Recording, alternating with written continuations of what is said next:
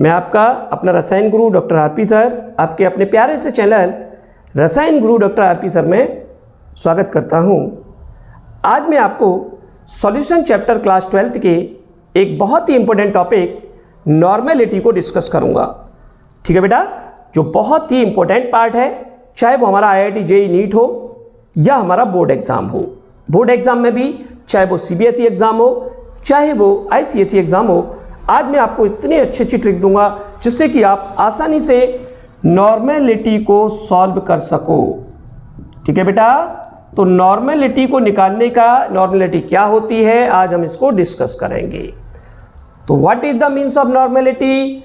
आप ऐसे समझिए, 1 लीटर सॉल्यूशन, हमने कोई 1 लीटर सॉल्यूशन लिया है। ठीक है बेटा, हमने क्या ले लिया? 1 लीटर सॉल्यूशन। इस 1 लीटर सॉल्यूशन के अंदर हमने number of mole of gram equivalent mass dissolve कर दिया। Gram equivalent mass of solute, solute का ग्राम इक्विवेलेंट मास जब 1 लीटर सॉल्यूशन में डिसॉल्व करते हैं तब उस कंसंट्रेशन को हम बोलते हैं नॉर्मेलिटी। ठीक है बेटा, ग्राम इक्विवेलेंट मास, तो डेफिनेशन लिख लें, the number of gram equivalent mass of solute dissolve in 1 litre of solution is called normality. Okay बेटा, नॉर्मेलिटी को हम लोग किससे प्रेजेंट करते हैं? कैपिटल N से। ठीक है, इसका जो यूनिट होती है वो है ग्राम इक्विवेलेंट मास। यूनिट क्या होगी? Gram equivalent. ठीक है, ग्राम इक्विवेलेंट पर लीटर, या हम जिससे प्रेजेंट करते हैं वही यूनिट हो जाती है। ठीक है, नॉर्मेलिटी निकालने का फॉर्मूला क्या है? Normality equal to small w upon capital E into capital V। Okay बेटा, यहां पर नॉर्मेलिटी को हम इस फॉर्मूले से आसानी से फाइंड कर सकते हैं।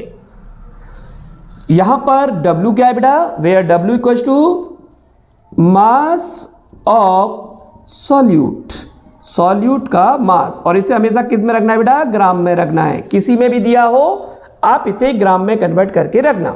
ठीक है, V क्या है यहां पर? Volume of solution, volume of solution, solution का वॉल्यूम होता है बेटा, और इसको आप हमेशा किस में रखोगे? लीटर में। ठीक है, और सबसे इंपॉर्टेंट पार्ट है इसका equivalent mass, E, equivalent mass of solute. ये सॉल्यूट का आपको इक्विवेलेंट मास लेना है। ठीक है बेटा, तो न्यूमेरिकल में सबसे ज्यादा बच्चों को दिक्कत जो आएगी वो आती है इक्विवेलेंट मास निकालने में, तो टेंशन लेने की जरूरत नहीं है। मैं आपको इसकी बहुत अच्छी ट्रिक दूंगा। इक्विवेलेंट मास निकालने का एक शॉर्ट ट्रिक फॉर्मूला बताने वाला हूं आगे वीडियो में। ठीक है, उसके बाद आप किसी भी कंपाउंड का इक्विवेलेंट मास आसानी से निकाल सकते हैं, और इक्विवेलेंट मास निकालने के बाद नॉर्मेलिटी आसानी से फाइंड कर सकती है। ठीक है बेटा, तो इसे नोट करें, और उसके बाद इक्विवेलेंट मास का एक फॉर्मूला हम लोग यहां नोट करने वाले हैं। चलिए तो बात कर लेते हैं इक्विवेलेंट मास किस तरीके से हम निकालेंगे।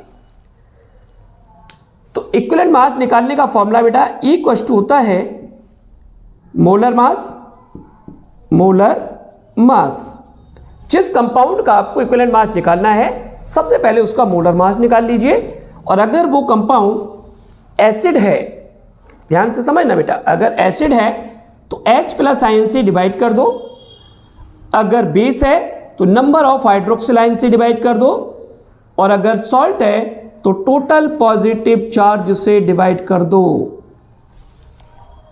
मतलब अगर बेटा कोई एसिड दिया है तो उस एसिड के मोलर मास में number of H plus ion से डिवाइड कर दो। ठीक है, और अगर कोई बेस दिया है तो उस बेस के मोलर मास में नंबर ऑफ हाइड्रोक्सिल आयन से डिवाइड कर दो, और अगर बेटा कोई सॉल्ट दिया है तो उसके मोलर मास में टोटल पॉजिटिव चार्ज से डिवाइड कर दो। इसमें कोई वैल्यू आपको नहीं देगा, केवल नाम देगा और उसके बेस पे इक्विवेलेंट मास आपको निकालना होगा और उसके बाद आगे न्यूमेरिकल को सॉल्व करना होगा। तो कैसे करेंगे, इस फॉर्मूले को नोट करें और उसके बाद हम देखें कि इसके इक्विवेलेंट मास को कैसे फाइंड करते हैं। चलिए, तो सबसे पहले बेटा हमने एक एसिड लिया H2SO4। अब एसिड कौन से होते हैं, which on dissociation to give H plus ion. तो बेटा ये H प्लस आयन दे रहा है और H प्लस आयन दे रहा है तो इट इज अ एसिड। इसका मोलर मास निकाल लेंगे। तो इक्विवेलेंट मास निकालने के लिए सबसे पहले हमें क्या निकालना है, मोलर मास। इसका जब मोलर मास निकालेंगे तो वो आ जाएगा 98। अब मोलर मास निकालना मैं आपको बता चुका हूं पिछली वीडियो में, उसको आप जाके देख लें, वहां पर आप मोलर मास निकालना सीख जाएंगे। ठीक है बेटा, चलिए, तो मोलर मास हमने ले लिया इस पूरे कंपाउंड का, ठीक है, और उसमें number of H plus ion से डिवाइड कर दिया। तो हमारे पास इक्विवेलेंट मास ऑफ H2SO4 कितना आ गया, 2 4 8, 2 9 18, 49। तो equivalent mass of H2SO4 is 49। बोलो बात समझ में आ गई, क्लियर समझ में आ रहा होगा बेटा, टेंशन लेने की जरूरत नहीं है, समझ में आ रहा है ना, देखते जाइए बस। चलिए बात कर लें बेटा किसी बेस की। अब तो समझ में आ गया होगा, बेस भी आसानी से निकाल सकते हो आप।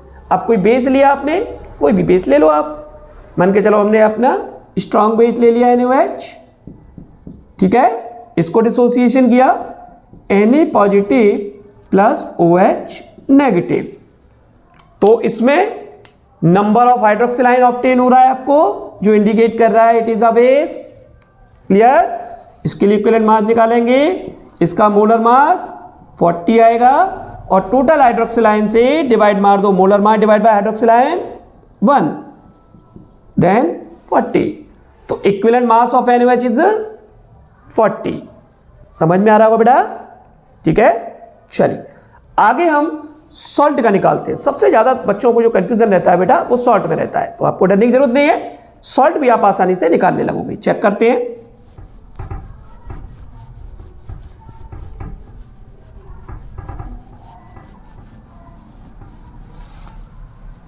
देखिए एक सॉल्ट दिया हमने कैल्शियम कार्बोनेट, इसको डिसोसिएट किया तो Ca double plus CO3 double negative. ठीक बेटा, इट इज अ सॉल्ट, आपको पता है इट इज अ सॉल्ट। क्यों है, क्योंकि इसमें H प्लस और OH नेगेटिव आयन डिसोसिएशन पर नहीं मिल रहे हैं, और जब नहीं मिल रहे हैं तो इट इज अ सॉल्ट। तो टोटल पॉजिटिव चार्ज आपको कितना मिल रहा है, 2 मिल रहा है ना, टोटल पॉजिटिव चार्ज आपको 2 मिल रहा है। ठीक है बेटा, तो हमारे पास इक्विवेलेंट मास निकालना है, मोलर मास कैल्शियम कार्बोनेट का निकाल लो, 100 आएगा, ठीक है, divide by total positive charge कितना है 2 इक्वल्स टू 50, यानी equivalent mass of calcium carbonate is 50। Clear. इसी तरीके से आप किसी का भी कभी कभी बच्चों को थोड़ा डाउट रहता है, एक एग्जांपल और दे रहा हूं बेटा, Na2CO3, ओके, डिसोसिएशन करें Na2CO3 को तो क्या होगा 2Na positive plus CO3 double negative. बच्चा गलती करता है बेटा, यहां पर पॉजिटिव चार्ज यहां 1 आ रहा है तो 1 से डिवाइड करेगा, 1 नहीं है बेटा, टोटल पॉजिटिव चार्ज की बात हो रही है, ध्यान रखें।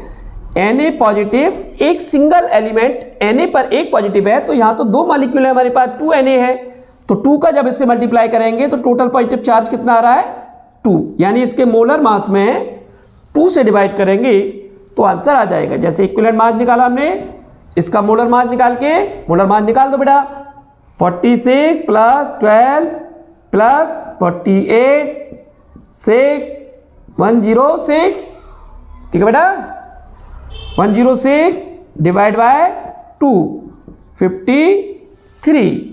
तो equivalent mass of sodium carbonate is 53। Clear.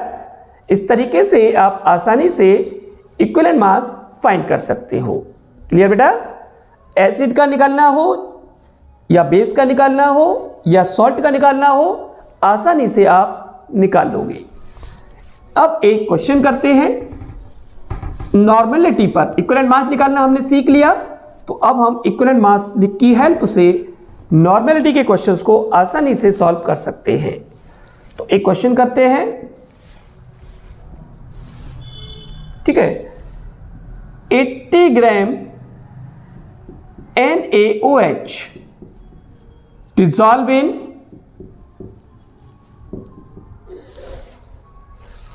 1 liter of solution. Okay, solution, find its normality. कैसे करेंगे? तो सबसे पहले बेटा हमारे पास फॉर्मूला है। सबसे पहले आपको क्या निकालना है? Equivalent mass. इक्विवेलेंट मास निकालिए। इक्विवेलेंट मास किसका निकालोगे? सॉल्यूट का। और सॉल्यूट क्या है बेटा यहां पर? NaOH, ठीक है। तो NaOH का सॉल्यूट का मोलर मास, सबसे पहले हमारे पास फॉर्मूला क्या? इक्विवेलेंट मास का मोलर मास। मोलर मास कितना होगा? 40 divide by number of hydroxyl ion 1। Equivalent mass आ गया 40। अब निकालेंगे नॉर्मेलिटी। नॉर्मेलिटी का फॉर्मूला अभी लिखाया था हमने, W/EV। ओके, W क्या है? मास ऑफ सॉल्यूट। और सॉल्यूट का मास कितना दिया है? 80 ग्राम। इक्विवेलेंट मास कितना आ गया बेटा? 40। एंड वॉल्यूम हमने लीटर में दे रखा है 1, डिवाइड मार दें 2N। नॉर्मेलिटी की यूनिट N। तो इस तरीके से हम नॉर्मेलिटी के क्वेश्चंस को आसानी से सॉल्व कर सकते हैं। नोट कर ले बेटा। और इसकी हेल्प से आप आसानी से नॉर्मेलिटी के क्वेश्चंस को सॉल्व कर सकते हो, ठीक है। चलिए, एक क्वेश्चन बेटा मैं आपको दे रहा हूं, इसको आप करिएगा और कमेंट बॉक्स में मुझे उसका आंसर दीजिए, ठीक है बेटा। और उस क्वेश्चन से और मुझे कमेंट में यह भी बताइए कि क्या आप आसानी से किसी भी एसिड बेस का इक्विवेलेंट मास या नॉर्मेलिटी निकाल पा रहे हैं। आपको ये वीडियो कैसे लगी ये कमेंट में मुझे जरूर लिखें बेटा। इससे कितना आपको बेनिफिट हुआ ये भी मुझे बताएं, और जो मैं क्वेश्चन दे रहा हूं इसका आंसर मुझे जरूर बताएं। इसकी हेल्प से मैं आपके डाउट्स को क्लियर करूंगा, ठीक है बेटा। तो चलिए, एक क्वेश्चन आपके लिए, आप उसका कमेंट बॉक्स में मुझे आंसर देंगे। The questions: a silver rod dipped in silver nitrate solution.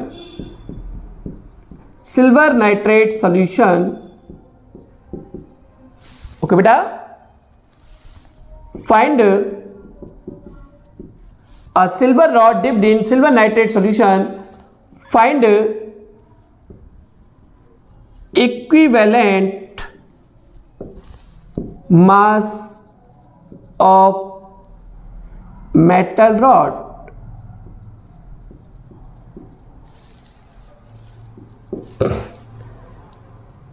तो फटाफट बेटा इस क्वेश्चन को नोट करें, ठीक है, और इसका कमेंट बॉक्स में मुझे आंसर दें। आई होप आज की वीडियो से आपने सारे कंसेप्ट क्लियर कर लिए होंगे इक्विवेलेंट मास के, नॉर्मेलिटी के। इससे आगे की वीडियो में मैं आपको इसी से रिलेटेड अगले टॉपिक, अगले बहुत अच्छी ट्रिक्स लाने वाला हूं। नॉर्मेलिटी की बहुत ही कॉम्पिटिटिव ट्रिक्स लाने वाला हूं बेटा, जो अगली वीडियो में आपको मिल जाएंगी, ठीक है बेटा।